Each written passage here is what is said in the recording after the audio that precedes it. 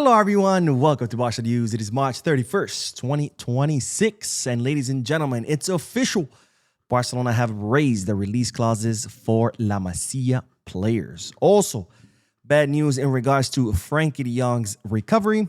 And finally, Bernardo Silva continues to insist on coming to Barcelona. We have a lot to discuss, so let's begin.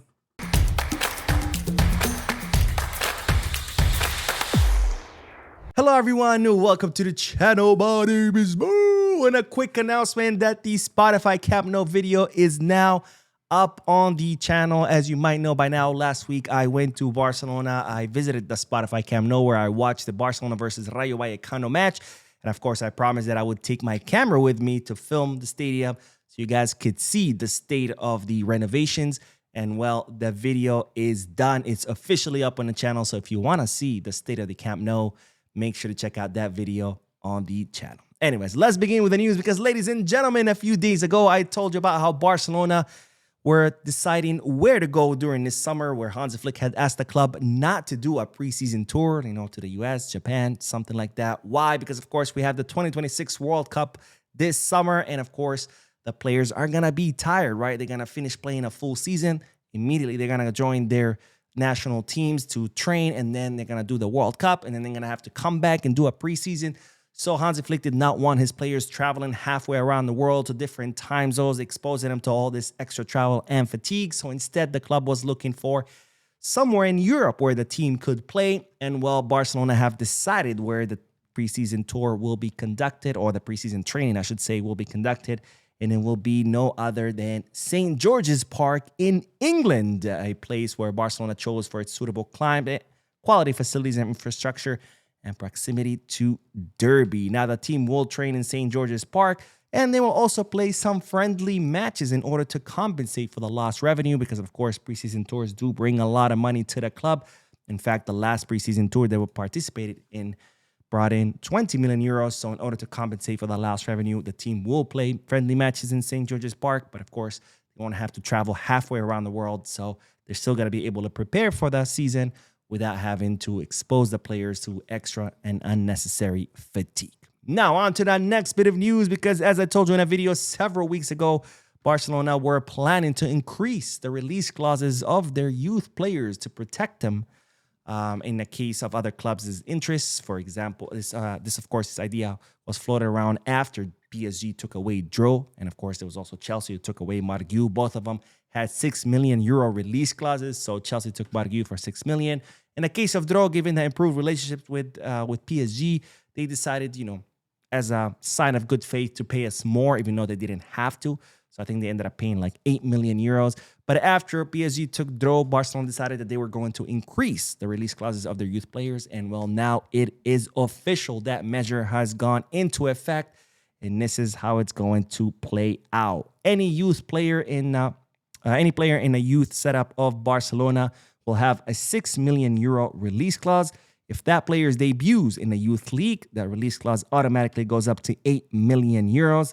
If the player then debuts with Barça Athletic, the release clause goes up to 10 million euros. And then if the player debuts with the first team, his release clause automatically goes up to 15 million euros. So in other words, had this measure been implemented long time ago, PSG would have had to pay us 15 million euros for Dro. Now, this is for the youth players. It's different for players who are contracted directly as Barça Athletic players. In the case of those players, they have 20 million euro release clauses. If they have 5 appearances or more with Barça Athletic, the release clause goes up to 25 million euros. If they complete 10 appearances or more, it goes up to 30 million euros. And if they debut with the first team, the release clause goes up to 100 million euros. So in other words, someone like Xavi Espart, who's contracted directly with Barça Athletic, given that he has debuted with the first team, his release clause could be, up to 100 million euros. Now, on to the next bit of news, and this one is not good news. It's not good news like the increase of the release clauses. Instead, it's bad news because, ladies and gentlemen, the return of Frenkie de Jong will be delayed. Now, as you know by now, Frenkie de Jong suffered a tear in his biceps femoris of his right leg. He's been injured since February 26, and he was expected to be out for 5 weeks. And there were news stating that he could be back for the first leg of the quarterfinals of the Champions League against Atletico de Madrid. But unfortunately, Barcelona are now delaying his return. Why? It's not because of a relapse, but instead because Barcelona want to be extra cautious with the player who has suffered, some serious muscle injuries in the past. So they don't want to rush him back. So instead, Barcelona are now planning the return of Frenkie de Jong for the La Liga match against Espanyol on April 11th. So it looks like he will miss the Atletico Madrid match in La Liga and also in the Champions League. So bad news on one hand because, of course, we need all of our players healthy. But on the other hand, I'd much rather the club be extra cautious and, hey, a few extra days, much better than bringing Frenkie de Jong back right away and then have him, getting re-injured and miss the rest of the season, right? It's better that he misses a few extra days and then he's healthy for the remainder of the season, then come back a few days earlier and then be injured for the rest of the season. Now, speaking of midfielders, we do have to talk about someone, we talked about in previous videos, who's no other than Bernardo Silva, the Manchester City midfielder whose contract expires this summer in 2026. And as I told you in a previous video, he wants to come to Barcelona as a free agent. He was pressuring his agent, Jorge Mendes, to make that happen. And while the new news is that Bernardo Silva continues to prioritize his arrival to Barcelona, so much so that he has communicated to his agent to let Barcelona know that he'd be willing to, do anything except a low salary, except whatever position, secondary role, you name it. Bernardo Silva wants to come to Barca and Barca only, or at least that's his priority. And he wants to make that happen. Now, Barcelona are not considering the return of Bernardo Silva for several reasons.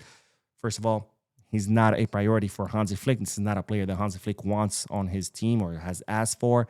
Second of all, it's not really a position that we need to reinforce, right? Bernardo Silva plays more of an attacking mid. We have Gabi, we have Fermin, we have Dani Olmo. We have plenty of options there. And finally, because the club considered that the best years of Bernardo Silva are behind him. So they're not really considering this move. And as I said before, this scares me a little bit because, of course, who's Bernardo Silva's agent is no other than Jorge Mendes, someone that has very good relationship with Laporta and someone who Laporta uses a lot for favors. But as we know with Jorge Mendes, favors are not free. And whenever he does a favor for us, he expects that favor to be returned. So I'm afraid that Jorge Mendes might pull one of those cards and say, sorry, bro, you owe me some favors. So you're going to have to now take this player and, I'm going to shove him down your throat. And unfortunately, that's what happens when you give an agent too much power. Hopefully that doesn't happen because I don't see a place for Bernardo Silva on our squad. But only time will tell. Anyways, let's end today's video with the news that, ladies and gentlemen, Robert Lewandowski is set to give us his final decision by the end of April. Now, as you know by now, Robert Lewandowski's contract expires at the end of the season. Barcelona have decided to extend his contract by one more season with a decrease in salary. Lewandowski also has offers from many other clubs, including Saudi Arabia, Chicago Fire in the MLS, AC Milan, and even Juventus, who have now been watching him, and they've even sent scouts to watch him during this FIFA international break.